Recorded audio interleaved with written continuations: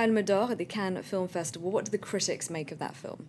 Cannes has been saved by the Palme. That's what Libération's put on its front page with a big picture of Michael Haneke. They effectively reckon that it was a disappointing selection this year. They say it was really the only film in the selection that deserved to win. A lot of the others, they say, were too traditional a selection. Of course, how is it possible, they say, that these were really the best 15 films, the ones in selection that could possibly have been presented to Cannes this year? They say they were, a traditional, a conventional kind of a pick, and the awards even more so. The jury ignored the more experimental ones, like the rather crazy Holy Motors by the French director Léos Carax, in which an actor rather plays 11 different characters during the film.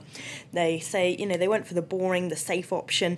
Le Parisien also has popped Haneke on its front page, and they say his film again is excellent, but they're very disappointed that it's the nearest thing to a French film that won any awards in the selection. It's a film in French with French actors, but of course he's an Austrian director, so they're very disappointed that the French contingent didn't pick up anything last night, and neither did the Hollywood one either, so there wasn't that much glitz and stardom, at least not receiving any prizes anyway yesterday, even if there have been plenty on the red carpet during the 2 weeks of the festival.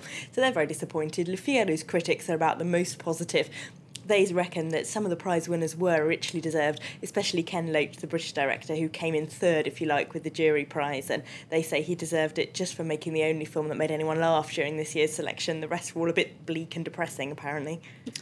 Well, from movie stars to politics, of course it's election season here in France, the country gearing up for parliamentary elections. What's going on in the campaign at the moment?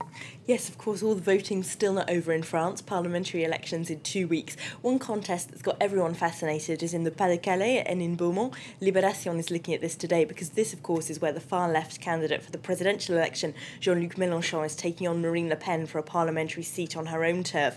This has got probably more press coverage than all the rest of the parliamentary election votes put together. But why has this happened then? The paper is asking, how is it possible that the conventional parties have been so left out of the race that this particular election sees two really quite fringe candidates going up against one another? Well, they say that from Paris it might just look like this is a piece of political theatre, but once you're in Beaumont, in the Pas-de-Calais, you start to realise that for people there, the conventional parties have completely ruled themselves out of the contest. People feel their anger and disillusion is real there in a deindustrialised area with very high unemployment, where the local Socialist Party long treated it as kind of their own personal fief and got involved in a series of different corruption scandals. The people there, correspondent has met there on the ground, living in council housing, and you're normally without jobs, either angry about the banking system, of course, those who support Mélenchon, or angry about high immigration in the area, those who've turned to Marine Le Pen. This race, they say, should be an object lesson for French politicians at what happens if you don't listen to ordinary people. Now, there's also a story from Italy that the French papers are really taking an interest in, isn't there? Yes, what the Pope's butler saw. This is actually a fascinating story, and it's grabbed a lot of French press attention today. Le Figaro says the Pope's butler, Paolo Gabriele, is probably just the tip of an iceberg of people leaking documents from within the Holy See. Now, he is now in custody in a Vatican cell after he apparently leaked documents to a journalist which reveal a number of things that are rather embarrassing for the Vatican, including collusion with the Berlusconi government to avoid tax on church properties, possible corruption going on within the Vatican Bank, which is of course famously untransparent and has been for decades, associated with various kind of dodgy dealing, including with the mafia, and even the editor of the Vatican newspaper apparently was involved in a scam to smear the editor of a rival newspaper by claiming he was gay. They're all in those documents. So Le Figaro says this is probably just the beginning, and this might reveal also something of a leadership round that's going on within the Vatican between different cardinals to take over from the Pope, who is of course 85.